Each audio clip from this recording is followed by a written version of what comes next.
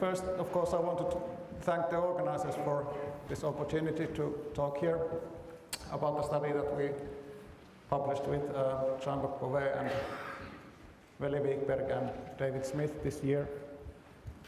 And this is definitely the prettiest place where I've ever been in a seminar. But let's go to the subject. But how common is ecological speciation in plant-feeding insects? So of course you've heard this over and over again in this meeting that niche ecological speciation involves niche expansion step, which is followed by niche contraction in two lineages, and that then leads to speciation. So you have a transient generalist lineage that splits into two specialized lineages. And the thing is that ecological speciation can be sympatric or allopatric. So, but the driving force is the ecological shift, and it doesn't matter if it's sympatric or allopatric.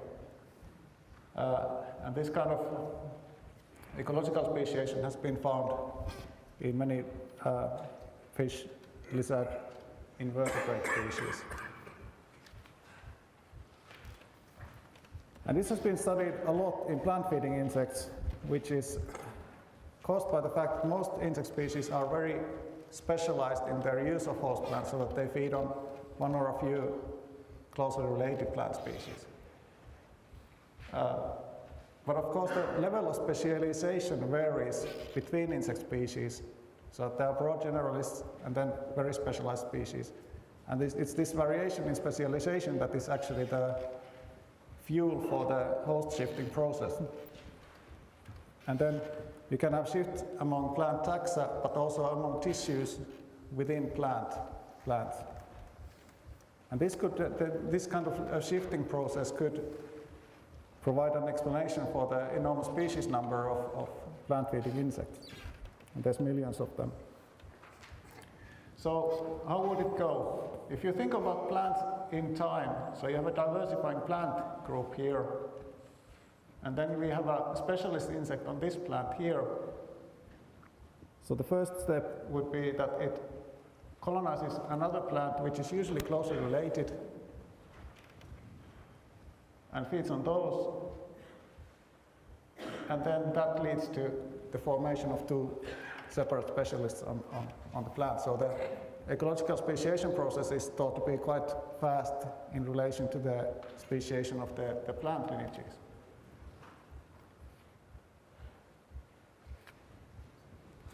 Okay, so ecological speciation has been implied as a major driver of insect speciation, and there are many convincing cases. It's not totally impossible. There are these apple maggots and PA aphids. So there are very good examples of cases that probably have speciated ecologically, either in sympatry or allopatry. But the question is that we wanted to ask is that how common is this in plant-feeding insects? And the alternative then would be that it's mostly allopatric speciation that has nothing to do with ecological traits of the insects. And Winkler and Mitter 2 years ago made a literature survey of 145 sister species pairs in plant-feeding insects, and they got the result that it's about half and half. So in half of the cases the niches are basically identical, and in the other half there is a difference that could have been from the fuel for the speciation.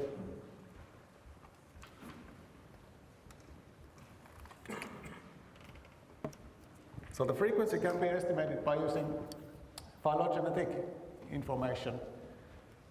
So if ecological speciation is common, the number of niche shifts on a phylogenetic tree of insects should be high in relation to the number of speciation events. So if you have mainly non-ecological speciation in an insect group which is feeding on different plants, there would be relatively few niche shifts on the tree in relation to the speciation, number of speciation events. But if there's a lot of ecological speciation, you would expect that there are numerous shifts across the tree in niches, and the differences should be especially pronounced between closely related species on the tree.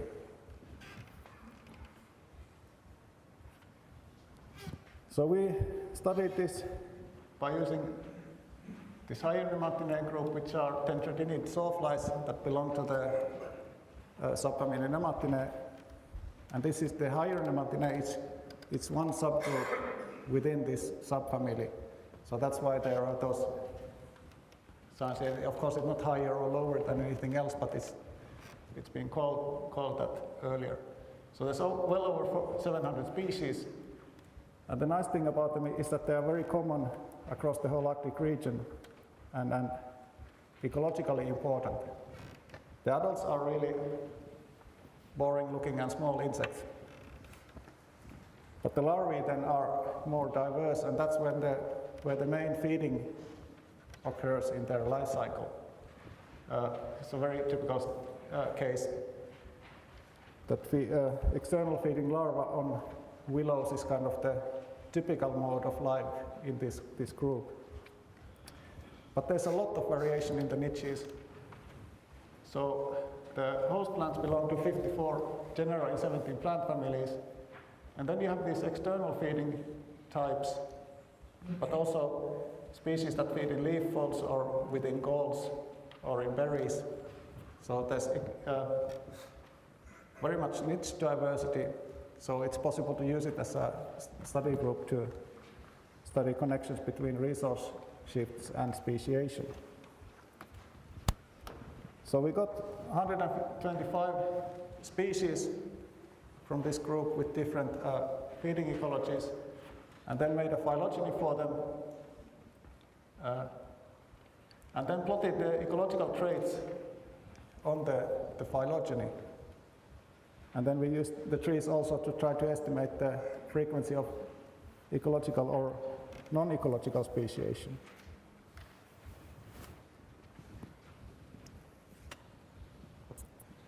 This looks a bit messy, but don't be too shocked about it. So the in-group is here, the in-group branch, and here's the Higher Nematinae. So you see that there are different colors on the branches, and the different colors then represent different host plant families in this case. So there's commonly shifts between plant families, but also that there's repeated shifts among some of the dominant plant families in the northern regions. So there's Salicaceae you find with the green colors, and Petulaceae with orange. And then, for example, these conifers have been colonized many times in 5 places here. So the effect of the host plant phylogeny is actually very weak. So they are jumping back and forth between different northern plant groups. And the major factor seems to be the commonness of the plant group and tree-like growth form. And it then leads to accumulation of species on certain plant groups, but those are basically the same as in the previous picture. But anyway, if you look at the larval habits, there's also shifts. This is the same data, and the tree has been calculated using a different method. So you get the alphametric tree. So also in the feeding modes, that how do they feed on the plants, you see shifting between the groups. And some of the distinct types, like gall induction, have evolved in many places across the tree, and berry mining has evolved at least 3 times. But then the question is that how often do they change their ecologies? So we defined niches as the host plant and larval feeding habit. So by using that, we could identify 55 distinct niches in those 125 species that we used. And then we just calculated the number of niche shifts in relation to the number of speciation events, and then we did sister species correction comparisons after that.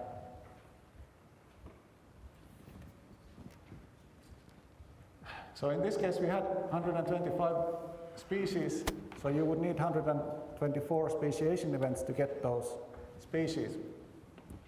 But if we plot the larval niches on the tree is only 68 steps long, because there are many cases in which the species or closely related species actually have practically identical niches on the tree. So, and we did this also by plotting the traits on a patient tree sample, and we get basically the same result. So if there's in this way, we get an estimate that the frequency of ecological speciation would be also about 50%. But of course, this is not the best way to do it.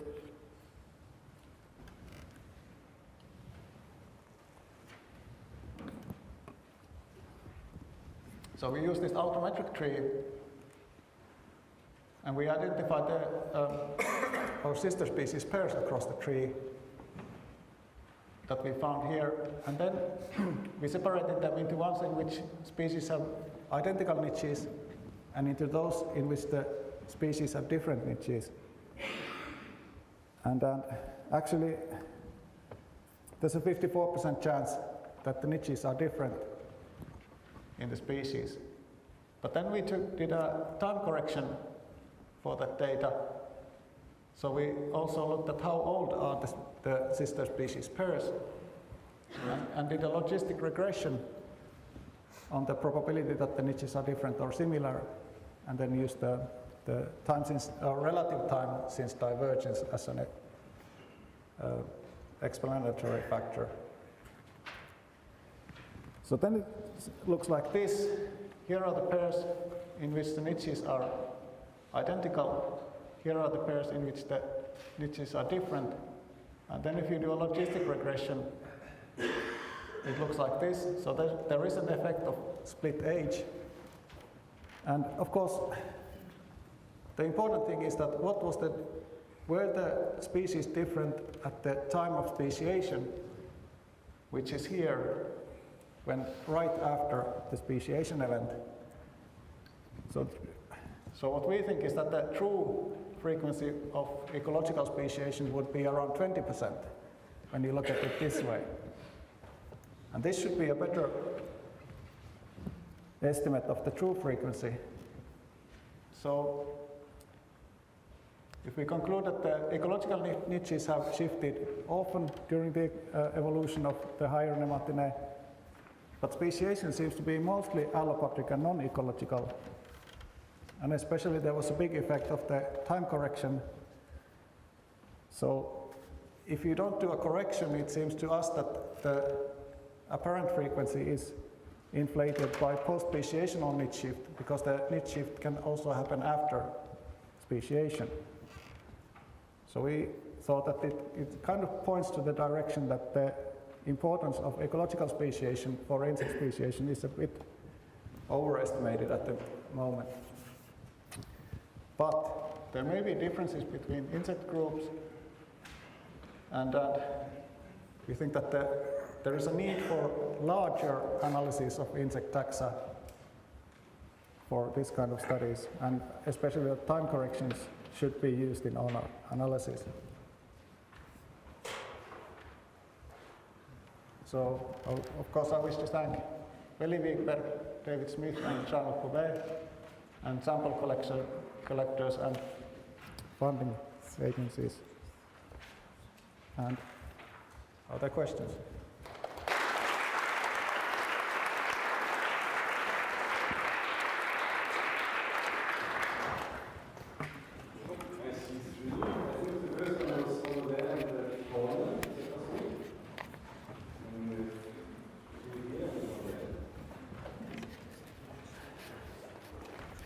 So I like the idea of trying to figure out what the forces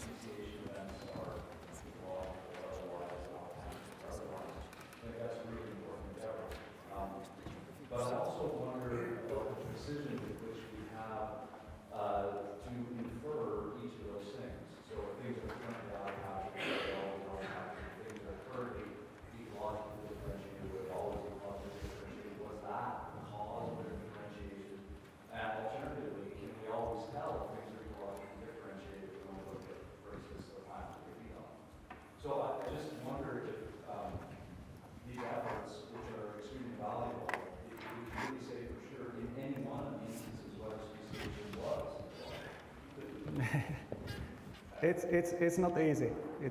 That's what we noticed during this study. And of course we had over-dispersed taxon sampling, but also there's the effect of maximum parsimony optimization. And this that defining significant niche overlap is not easy at all.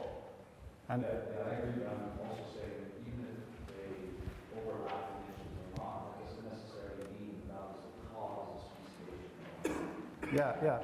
But I think that's where the time correction comes in. That at least it should lead to an improvement in the inference if we use a big phylogenies and then time corrections. And I strongly suspect that the insect taxa that are selected for phylogenetic studies on niche shifts are not like a random sample of insect taxa that are available in nature. That it's easy to see, yeah. Okay, let's move to the next question. We'll be here on the other side of the room. I apologize for the inconvenience I missed for you.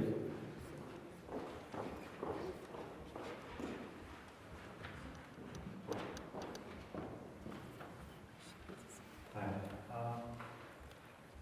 If I understood correctly, and I guess this gets to the caveat slide that you showed, you defined a niche shift as essentially a jump from one plant group to another, from pines to vegetation to rosacea.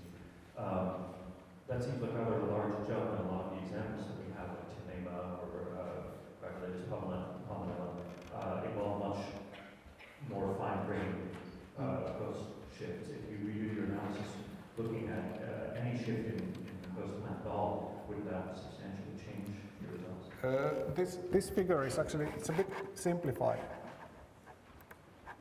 This one here, because so this figure is on a plant family level, just because we run out of colors if we use plant genera and all the niches.